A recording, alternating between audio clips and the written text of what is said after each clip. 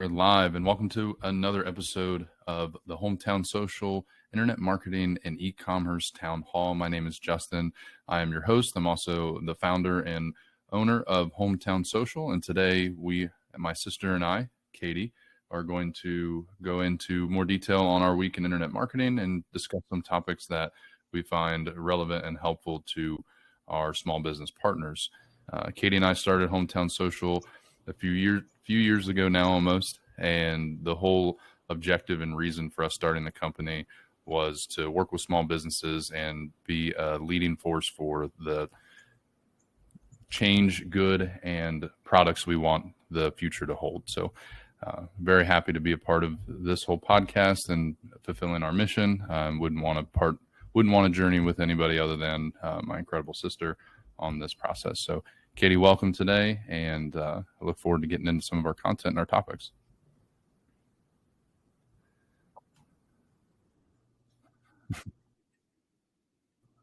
Just making sure I was off mute. Yeah, no, that is a great intro. Just to make sure everyone who doesn't tune in every week still knows who we are, and for those that are new, just to get a little bit of an introduction. And one of the things that we do weekly here on the town hall is go in a fast five, or go over our fast five for the previous week. Some of the tips and information or topics that came to light over the past 7 days, and something that we want to focus on and share and give to our listeners. So I've got mine here. If you want me to go first, I think we've been trying to alternate on who goes first, but if you're ready, you can go, because I think mine will segue into our topics pretty well.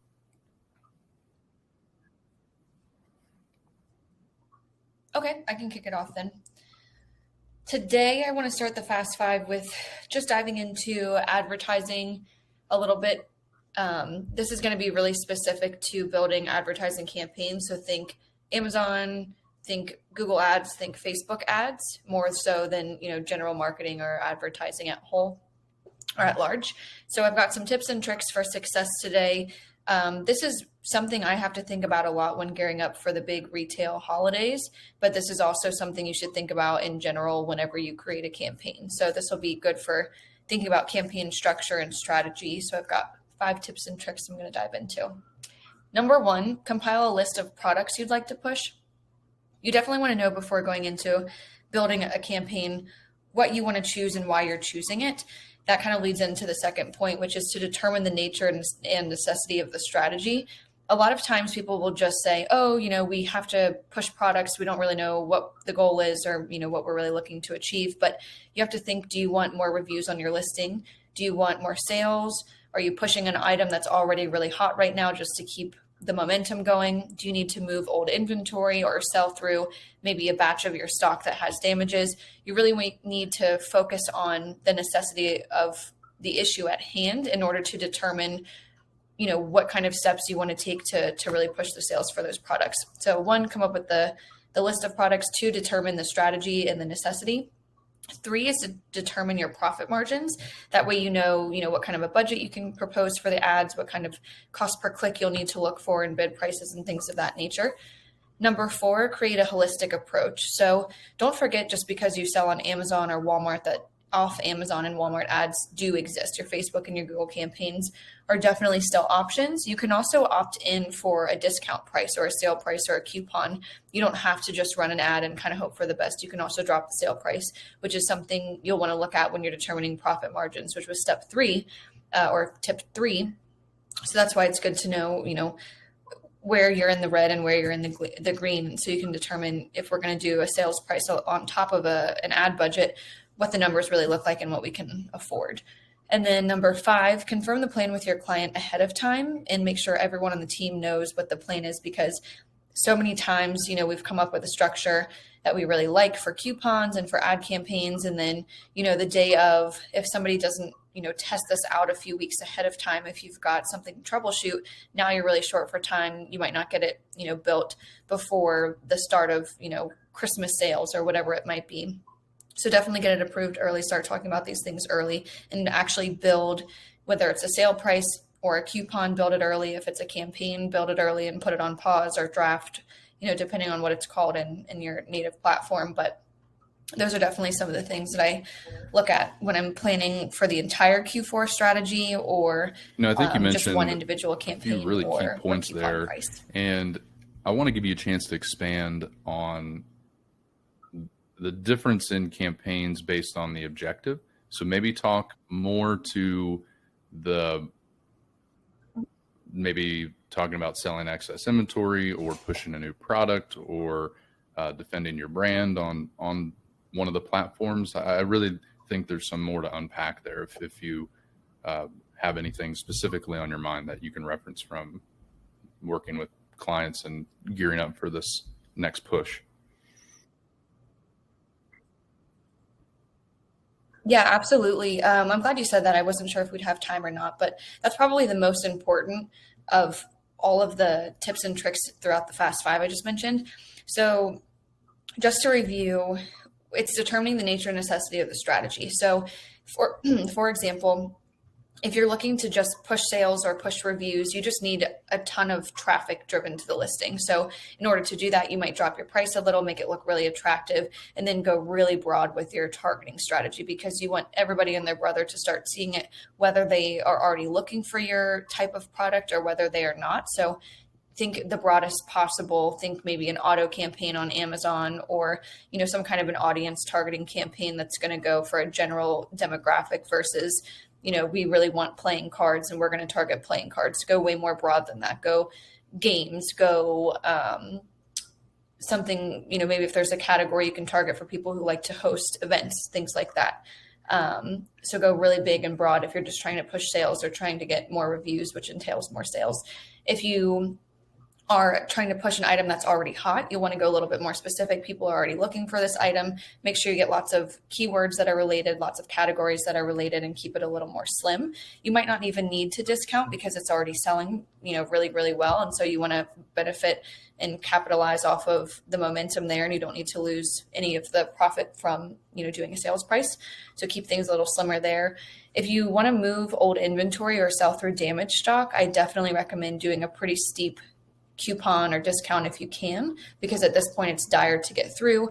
On Amazon, for example, if you have old inventory, you'll start to get charges, so the sooner you get it out of there, the better. Or if it's damaged, you just want to cut your losses and sell it for as cheap as possible and hope you won't get a bunch of bad reviews. So if you're pushing old inventory or damaged stock, I would definitely say use a big discount and then go broad again, like the first round, just to get as many eyes on the page as possible. A lot of times they ask what the difference is that makes the difference for our services and how can we help them. And that little segment from you right there shows what experience and what trial and error and what freedom has granted you in the form of wisdom. And I think that there's a lot to be taken from that. And it's also something that shows just how important it is to have someone on your team who has been in the trenches and knows exactly what they're doing, why they're doing it, and if it worked or not. And we're held accountable to hitting certain marks and achieving the objectives that you set out to in the beginning. So really appreciate you diving into that. I think there's a lot of good that came out of that conversation. Yeah, thanks for circling back. So one of the things I'm working on this week is giving feedback yours directly to some of the contractors that we use and team members to create some creative that's on brand and is also engaging and informative and has all of the bells and whistles that we're looking for when we're trying to produce content for our clients. And I wanted to go over some tips I have for our small business owners who are working directly with freelancers or contractors and how to give them the best feedback and direction as far as their creative assets that are being developed. So my Fast Five is oriented around that. Number one, I put as expectations. And what I mean by expectations is going into the creative, whether you're doing a content plan for social, or you're building graphics for your listings, you're setting up an advertising campaign and you want to have attractive video or some form of a graphic that represents your products and the pain points or shows that you know your customers. Have clear expectations on what you want. And if you're going to be the one who's directing the creative and being very precise about what it looks like, make sure you're giving tasks and examples to those. or you leave it to the creative individual to express their freedom and you give them agency. So make the delineation between, is this something that I have clear expectations for or not? And is it something that I would like for the creative person to have free reign on within the parameters of your brand guidelines? So make sure you know that going into this particular creative project. And then that kind of leads into the next one, is ask yourself the tough questions and answer them. So what exactly do I want out of this piece of creative? Is this something that's just filler content in order to keep us active? Or is this something that I want to use in, the delivery of my product that represents my brand, who I am, our story, and tries to entice them on either engaging with us on social or purchasing from us again and overviewing our product library or things like that. You want to really know exactly what you're creating and why, and that will help lead into the next thing here, which is use tools to find examples, screenshots, and add context. The best way for you to give feedback is to show exactly what you're looking for. And it's really difficult for non-creatives, but people who are particular about what their brand messaging looks like or what images they use or how their product is represented in lifestyle images. So really want to go onto Google and just find examples of what you're looking for. There are millions of templates on multiple different major key websites, and then there are plenty of freelancers and social media experts and graphic designers that share ideas all the time on social. So just when you see something that catches your eye or that you would like to recreate, take a screenshot of it on your phone or through an app on your computer, and then add context to it and share it directly with the graphic designer. And that leads to the last one here, is find the format that works best for you in the communication. So for me, I get really particular in my speech and exactly what I'm trying to say to the contractor and honing in on the direction that I'm wanting to take with the piece or the changes that I want to have. And that takes a lot of time. So normally I don't get to that as fast as if I decide to just jump on a video, screen record, review, talk about what I see in this piece, and then, have an example on the next tab and pull that tab up. So finding the format that gives you the ability to then dive as deeply as you can to give clear examples on what you're looking for, what you want to change, and how, what they're developing is missing the mark. And one of the topics that we're going to lead into right now is we want to talk about how we manage that conflict and how when expectations are not being met, how we might want to go about that. I think that we're going to get kind of more into leadership culture, vision, values, and, just interpersonal communication stuff here for a little bit.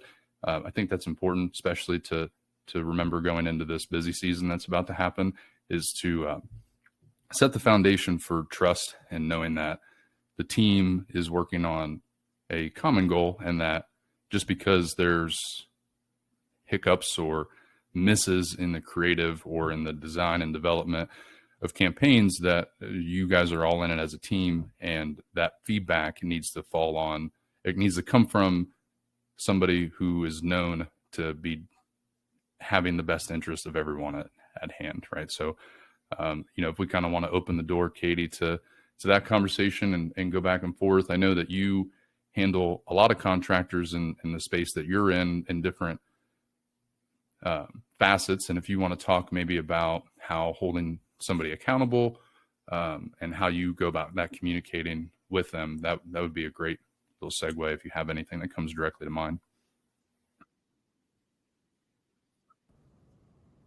Yeah, ironically, it doesn't happen often, but we did have a mishap in communication today that we kind of had to sort through. And I know that a lot of different pieces come into this entire discussion, but something you and I mentioned earlier is the importance of creating expectations and communicating them effectively. And if something isn't communicated effectively or isn't prepared for, how you deal with conflict resolution in a healthy and professional way. So today, ironically, we are actually having Amazon's very first Prime Day event in the fall. It's a secondary Prime Day. It's the same as the regular Prime Day. They're doing it again. And this is the very first time it's happening. So we really weren't sure what to expect just as a community and as an industry. How hard are they really pushing this Prime Day? Are they promoting it very well? And is it really going to boost sales and boost traffic like the regular Prime Day? It was kind of kept under wraps and kept a secret. So we weren't really sure if other sellers would do coupons and discounts, and if the general public was really going to hear about it. So we definitely implemented some sales prices and some advertising strategy for a few clients just because it's that time of year anyway. But we had one client in particular where we weren't really, sure what the client wanted to do and if we should push anything because they're not a seasonal product. So long story short, we didn't really come up with a plan the way that we usually do. And then today, when we realized that sales are actually picking up and it's definitely a good time to do some coupons, we had to backtrack, meet with the client and say, hey, this is turning out to be a little bit more successful than we thought. Do we want to participate? What do we want to do? Immediately, as to be expected, the client kind of called us on our bluff here and said, we should have probably talked about this earlier. And so you do have to recognize and call yourself out and take accountability and responsibility and say, you're right. We should have probably looked at this earlier, but we did have to lay out, what I mentioned before. We weren't really sure how it would go and all of that. But own up to the mistake and own up to the fact that, we're working on it here. We came to you with this. What can we do to push things forward? So definitely leaning on the trust that you've already established with this client is really, really important, but being transparent and honest and owning up to your mistake also still builds trust. It definitely builds trust more than being defensive or, pointing the blame to something else. Plus it allows you to move forward really quickly and say, yep, got it. We've already addressed this as an issue. What are we going to do moving forward? Let's get off the call, rather quickly, mend things, and then go right into our action plan. So ironically, we did have a situation that required some of those things you were mentioning today, but it all got smoothed over. We already kind of fixed things a lot right is back, on track. Brought into the forefront when people talk about trust and they talk about healthy conflict in organizations. It's not something that you take a class on or a course and immediately is changed in your culture or your relationships internally or with clients and outward facing sales bound relationships. That trust is something that comes from expectations being met and the actions that you take following every meeting. And every time that there is an opportunity for you to perform, you're rising to the level that you're supposed to and doing the things correctly and being prepared. It's not something that you get to, it's almost like a bank that you're banking up as you're doing the things that you're doing for the client and building that relationship that allows you to then pull from that bank and make the withdrawals from it when needed and when you make the mistake. So definitely can't withdraw trust if there isn't anything being deposited.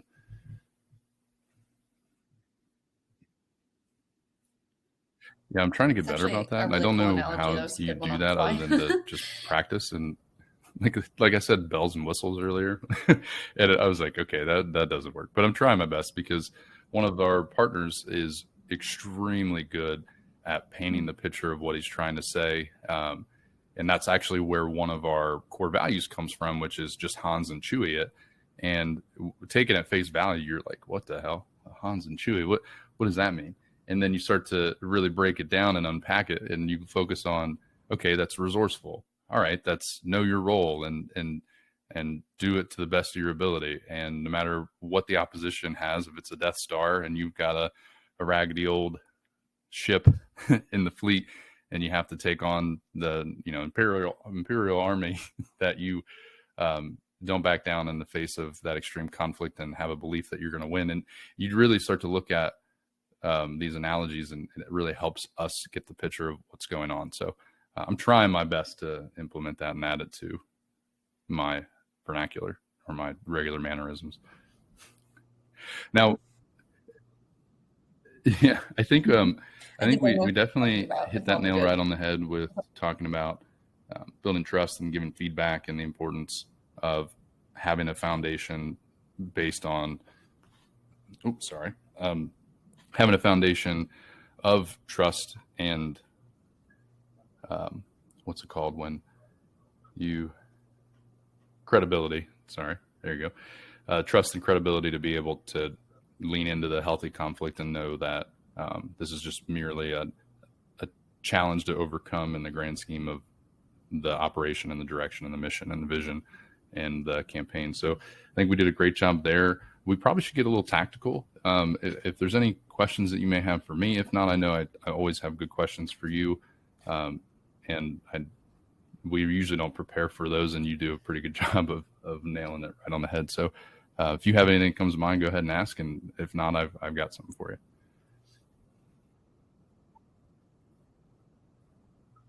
I don't have anything that directly relates to what we were talking about, but I do have some. We got a couple questions since we missed the last week. We were out filming and doing batch content. There were a couple questions submitted.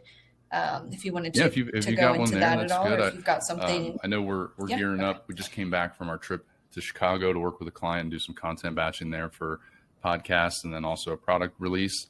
That was a lot of fun. We learned a lot there.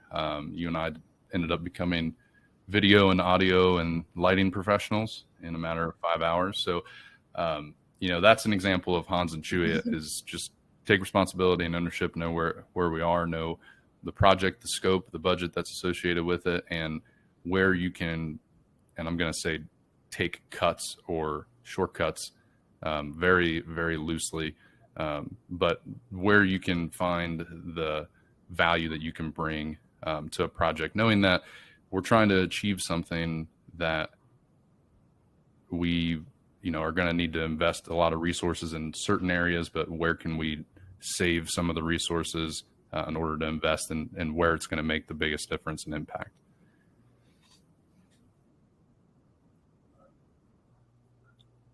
No, absolutely. And sometimes too, it's important to realize that resources don't always mean financial resources. For our example, in that case, it was really just a time issue. We knew very, very limited time ahead that we were going to be going to Chicago. As soon as we got there, we found out that no one had confirmed whether or not we'd even have all of the items in the space we needed. So all the cameras were missing and the camera crew was missing, which is hugely important when it comes to, creating content. And so at that point, time was of the essence, and we just kind of pulled it together. We got there as soon as we could, and we planned to stay for about 15 minutes, which you mentioned turned into about 5 hours. But thank God we budgeted the time for it. Great team chemistry you and I have. We both have our strengths and we both have our weaknesses, and we complement each other very well.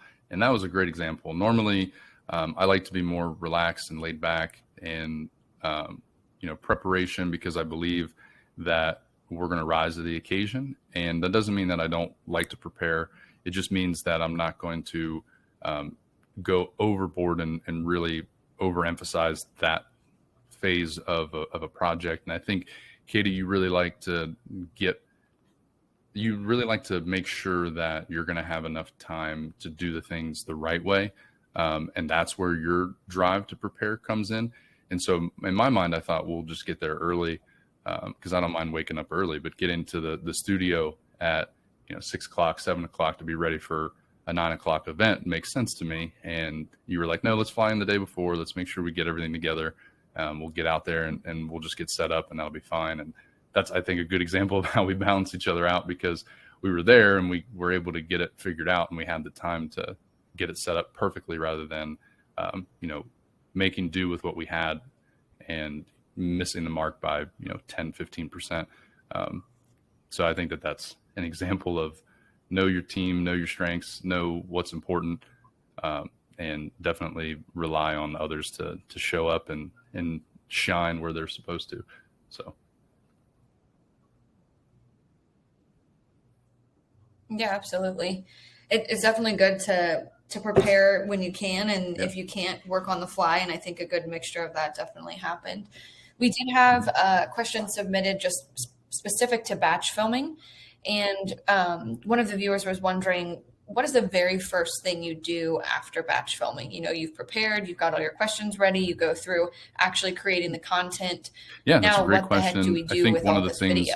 Is preparation for the interview. If you're in a position where you're trying to let things be more free and allow the chemistry of the two, either the interviews or the questions that are being posed, if you're trying to set that up to be more free flowing, then you won't necessarily have directives to act on after the fact. So that's what I'll kind of speak to here. One of the things that you did very well during our batching content was have a spreadsheet, and as great questions come up, good answers, takes, where we spent 5 minutes trying to talk about topics and give direction and feedback or increase the energy in the room. Excuse me.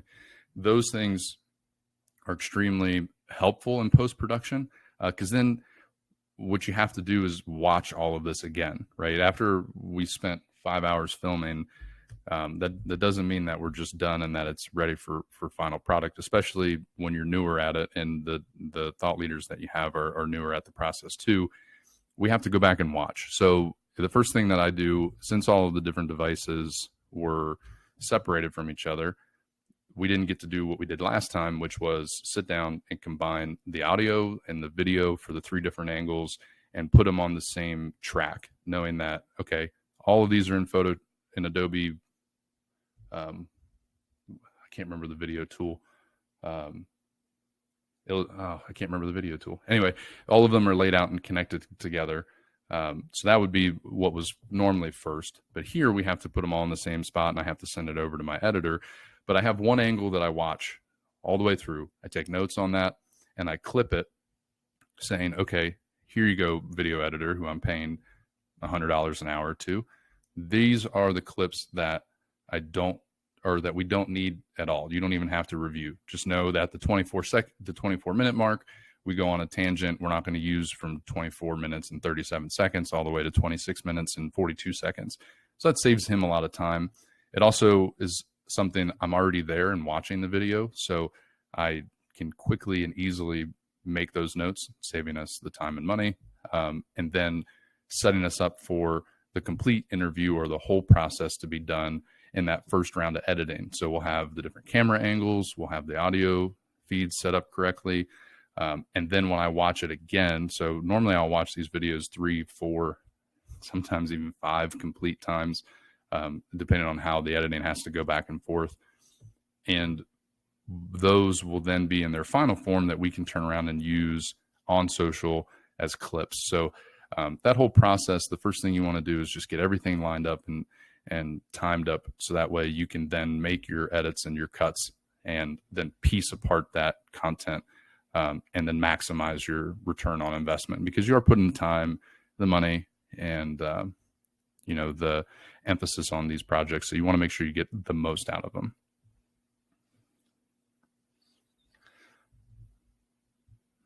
Did that leave you speechless?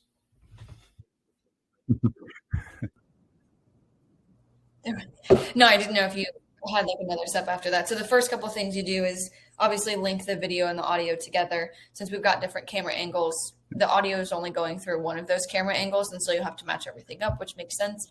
And then tell the video editor what parts of the content don't need to be made of use at all later. So you can just go ahead and cut those out. That also helps with file size and transferring and just knowing what you really have to work with.